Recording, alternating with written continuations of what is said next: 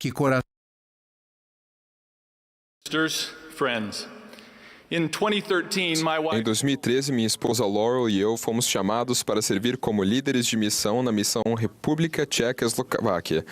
Nossos 4 filhos serviram conosco. Como família, fomos abençoados com missionários brilhantes e santos extraordinários da República Tchecoslováquia. Nós os amamos. Quando nossa família entrou no campo missionário, trouxemos conosco o ensinamento do Elder Joseph P. Wirthlin. Em um discurso intitulado O Grande Mandamento, o Elder Wirthlin perguntou: "Vocês amam o Senhor?" Seu conselho para aqueles que responderam sim foi simples e profundo. Então passem tempo com Ele. Meditem sobre suas palavras, tomem sobre si o seu jugo, procurem entender e obedecer. O Elder Wirthlin então prometeu uma bênção transformadora para aqueles que estão dispostos a dar tempo e espaço para Jesus Cristo.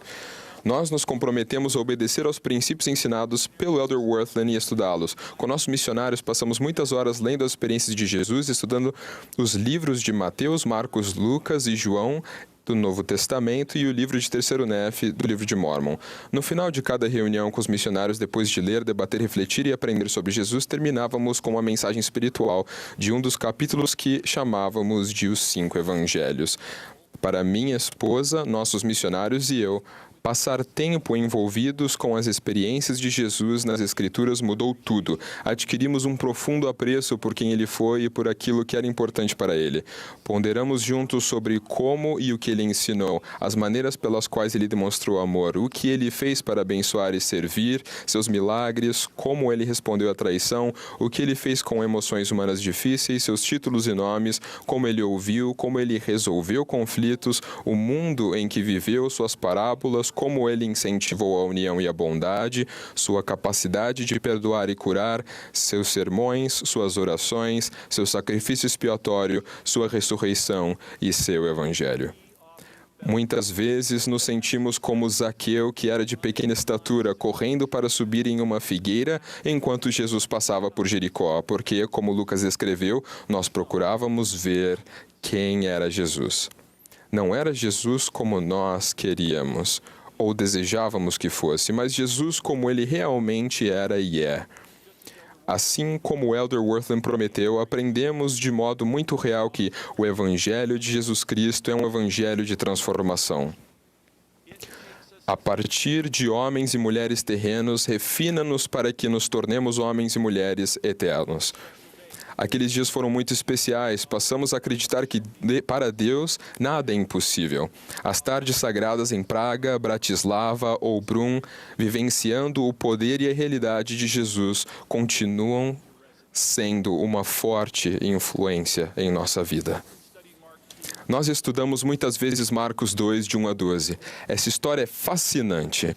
Gostaria de ler parte dela, diretamente do Evangelho de Marcos, e depois compartilhar meu entendimento após estudo e debate abrangentes com nossos missionários e outras pessoas. E alguns dias depois, Jesus entrou outra vez em Cafarnaum e ouviu-se que estava em casa. E logo se ajuntaram tantos que nem ainda nos lugares junto à porta cabiam, e anunciava-lhes a palavra. Então foram ter com ele uns que conduziam um paralítico trazido por 4, e não podendo aproximar-se dele por causa da multidão, descobriram o telhado onde ele estava e, fazendo um buraco, baixaram o leito em que jazia o paralítico. E Jesus, vendo a fé deles, disse ao paralítico: "Filho, perdoados estão os teus pecados." Depois de conversar com algumas pessoas na multidão, Jesus olha para o homem paralítico e o cura fisicamente, dizendo: "A ti te digo, levanta-te, toma o teu leito e vai para a tua casa." E levantou-se e tomou logo o leito, saiu em presença de todos, de sorte que todos se admiraram e glorificaram a Deus, dizendo: "Nunca tal vimos."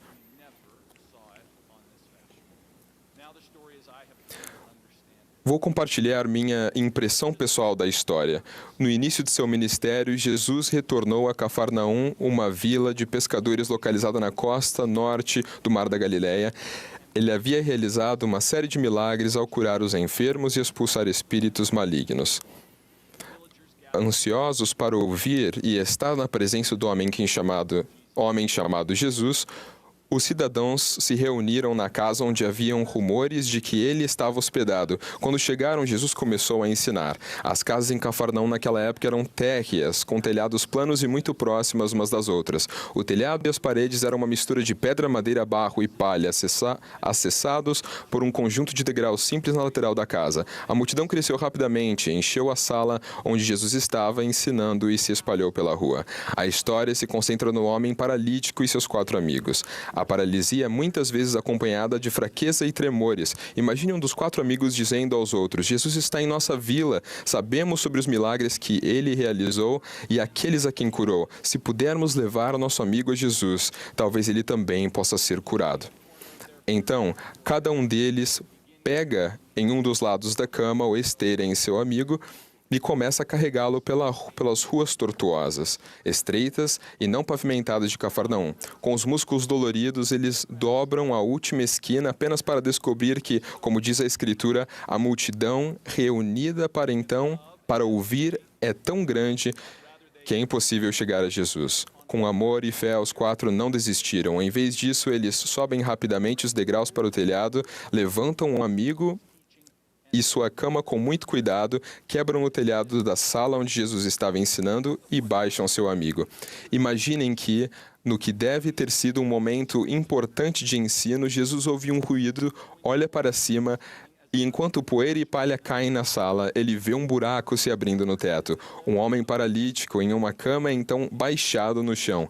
De modo excepcional, Jesus percebeu que aquilo não é uma interrupção, mas sim algo importante. Ele olha para o homem na cama, perdoa seus pecados publicamente e cura fisicamente. Com esse relato de Marcos 2 em mente, várias verdades importantes se tornam claras sobre Jesus como o Cristo. Primeiro, quando procuramos ajudar alguém que amamos a chegar a Cristo, podemos fazê-lo com a confiança de que Ele tem a capacidade de aliviar o fardo do pecador e perdoar. Segundo, quando levamos doenças físicas, emocionais ou outros tipos de doenças a Cristo, podemos fazê-lo sabendo que Ele tem o poder de curar e confortar. Terceiro, quando nos esforçamos como os 4 amigos para levar outras pessoas a Cristo, podemos fazê-lo com certeza de que Ele vê nossas verdadeiras intenções e as honrará. Lembre-se, o ensinamento do Salvador foi interrompido pelo surgimento de um buraco no teto. Em vez de repreender ou mandar os 4 que tinham feito o buraco embora, as Escrituras nos dizem que Jesus viu a fé deles. E aqueles que testemunharam o milagre maravilharam-se e glorificaram a Deus, que dera tal autoridade aos homens. Irmãos e irmãs, permitam-me encerrar com mais 2 observações. Seja como missionários, ministradores, presidentes da Sociedade de Socorro, bispos, professores, pais, irmãos ou amigos, estamos todos engajados como discípulos santos dos últimos dias no trabalho de trazer outras pessoas a Cristo. As qualidades reveladas pelos 4 amigos são dignas de serem consideradas e imitadas. Eles são corajosos, adaptáveis, resilientes, criativos, versáteis, esperançosos, determinados, fiéis, otimistas, humildes e persistentes. Aliás, os 4 enfatizaram a importância espiritual da comunhão e do companheirismo. A fim de levar seu amigo a Cristo, cada um deles teve que segurar seu lado da cama. Se um soltasse, as coisas ficariam mais difíceis. Se 2 desistissem, a tarefa se tornaria impossível. Cada um de nós tem um papel a cumprir no reino de Deus. Ao cumprirmos nosso papel e fazermos nossa parte, estaremos segurando em um dos lados da cama. Seja na Argentina, ou no Vietnã, ou em Accra, ou no Brisbane, em um ramo ou uma ala, em uma família ou uma dupla de missionários, cada um de nós tem um dos lados para segurar. Ao fazermos isso, e se quisermos, o Salvador abençoará a todos nós. Ele verá nossa fé, assim como Ele viu a fé deles, e nos abençoará como povo. Em épocas diferentes, segurei o lado da cama, ajudando a carregar alguém que amo, e outros momentos fui carregado. Parte do poder dessa história notável de Jesus é que ela nos lembra o quanto precisamos uns dos outros, como irmãos e irmãs, para nos achegarem a Cristo e sermos transformados. Essas são apenas algumas das coisas que aprendi ao passar algum tempo com Jesus em Marcos 2. Permita, Deus, que sejamos capazes de segurar um dos lados da cama, que não negligenciemos, que não tenhamos medo, mas que estejamos fortes em nossa fé e determinados em nosso trabalho para cumprir os propósitos do Senhor. Testifico que Jesus vive, que Ele nos conhece e que Ele tem o poder para curar, transformar e perdoar. Em nome de Jesus Cristo. Amém.